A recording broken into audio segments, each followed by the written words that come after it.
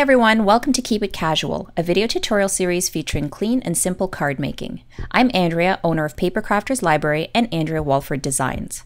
In today's video, I'm going to show you how to create this Bright Lights Big City card featuring stamps from Hero Arts and a sponging with Distress Inks technique.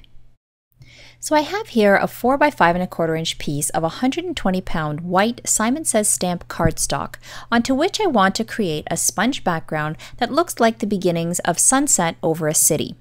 Now, in order to create this effect, I've chosen 3 colors of my Tim Holtz Distress inks from Ranger: Squeezed Lemonade, Spiced Marmalade, and Peacock Feathers, and I'm applying each ink one at a time with an ink applicator tool. So each time I'm gently pouncing my ink applicator tool onto my ink pad and then using a circular motion to sponge the ink onto my cardstock. Now each time I begin to bring that ink onto my cardstock, I am making sure that I start off the edge of the cardstock and then bring it onto the cardstock piece.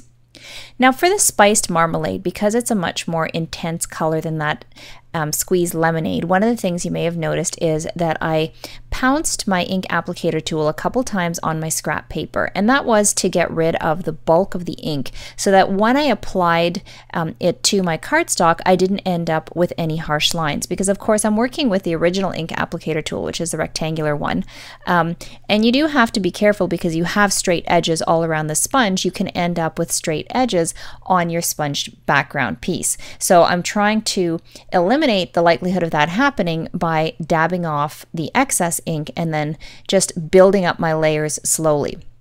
Now, one of the things you may notice as I'm applying the Spiced Marmalade ink, I'm trying to make sure it's not applied in an even line across my cardstock. That's why I tried to do it so that it was higher in some places, lower in other places. So once I had finished with my Spiced Marmalade, I decided to bring in a little bit more of that Squeezed Lemonade just to kind of soften up the bottom edges.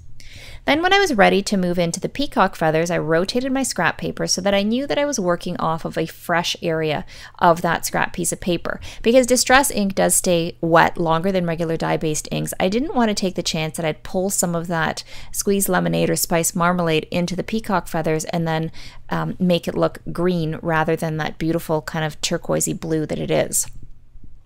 Now, again with the Peacock Feathers, just like with the Spiced Marmalade, each time I dab it on the ink pad, I tap off a couple times onto my scrap paper just to try to minimize any harsh lines.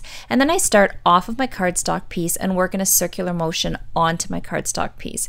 And I'm working in circles in both directions. So sometimes you'll see me going clockwise, sometimes counterclockwise. And I'm holding my ink applicator tool in a little bit of an angle so that I can use the corner to kind of get into those dips that I created when I sponged on my Spiced Marmalade Distress ink. Now, once I was done with this layer, I did take my heat tool and made sure it was dry. So now the sentiment that I'm using for my card comes from a stamp set that's a collaboration between Hero Arts and Basic Grey, and the sentiment says Bright Lights Big City. I have it mounted to my Fiskars compact stamp press, and I'm inking it up with my Simon Says Stamp black ink. Now, I really like using my stamp press when I'm stamping sentiments like this because the grid lines help me really see where I'm stamping in relation to my cardstock piece, and because the stamp press has those little foam pads for the feet, it holds the stamp elevated while I kind of position it so that I have it exactly where I want just before I stamp. Now when I stamped, I got a little bit of a smear on the T of the word bright, so I simply took a very fine point Sharpie marker and just fixed that, and then made sure my ink was thoroughly dry before moving on to stamping the next portion of my card. And this is where I was actually creating the city. Now the stamp that I'm using comes from another Hero Arts Basic Grey stamp set called Totally, and I've once again mounted that image to my Fiskars compact stamp press, inked it up in my Simon Says black ink, and then started by stamping it along the bottom left of my cardstock piece. I then inked up the stamp again, used my stamp press to help me position it, and then stamped it on the bottom right of my cardstock piece so that I created a continuous city going along the bottom of my cardstock. Now, once I had done that, I did grab my heat tool and made sure that that ink was thoroughly dry because I didn't want to take any chances that I'd accidentally stick my fingers in it or my hand on it and create an ink smear, because I have done that too many times to count. In fact, that's exactly what happened with the panel you see here. I had accidentally smeared the sentiment because I stuck my thumb on it before it was dry. So I ended up setting that aside and starting all over again. But when I got to this point in the card, I was looking at it and I was thinking, you know what, it might be really cool to actually create a little bit of dimension by popping up that cityscape. So I decided to grab my scissors and just fussy cut around those buildings. And I cut pretty close to the building, leaving just a very fine little border all around. And then once I had done that, I set that piece aside because I was going to use it, pop it up later once I had applied my embossing paste and the embossing glitter. Now, in order to protect my sentiment from my embossing paste, I created a mask for it, and I did that by stamping the sentiment onto a piece of masking paper and then trimming around it and then applying it directly over top of my stamped sentiment.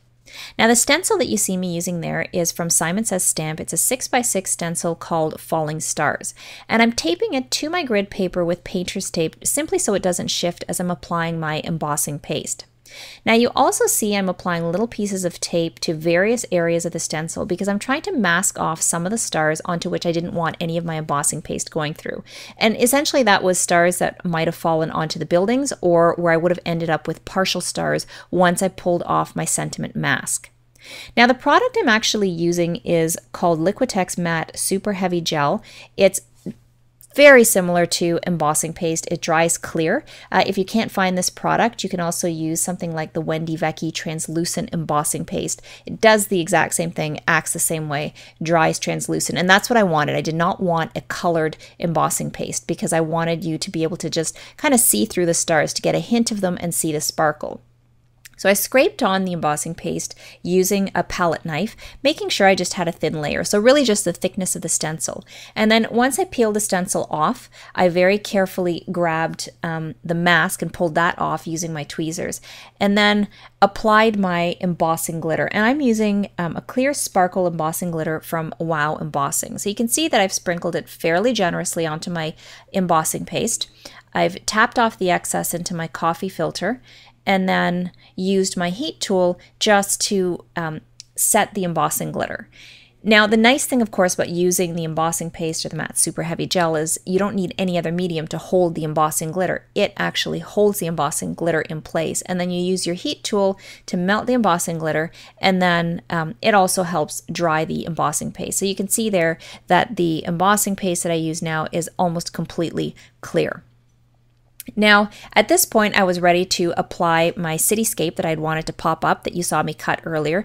And to stick it on and give it that dimension, I used my Scotch 3M 1/2 inch wide foam tape. And I applied a long strip along the bottom and then just little pieces on the tall buildings. And then just lined up my cut piece so that the bottom edge was aligned with the bottom edge of my cardstock piece. So once I had created that dimensional cityscape, I was ready to mount that panel onto my card. And I created my card using the same cardstock that I had stamped my panel onto, which was the Simon Says Stamp 120-pound white cardstock. Now to stick it on, I decided to use my Tombow Mono Multi-Liquid Glue, and you can see I just squeezed some all over the back of that and then very carefully centered it onto my card. Now my card is a 4 1/4 by 5 1/2 inch card, and I took a 4 1/4 by 11 inch piece of cardstock, scored it at 5 1/2 inches, and folded it in half to create my card base.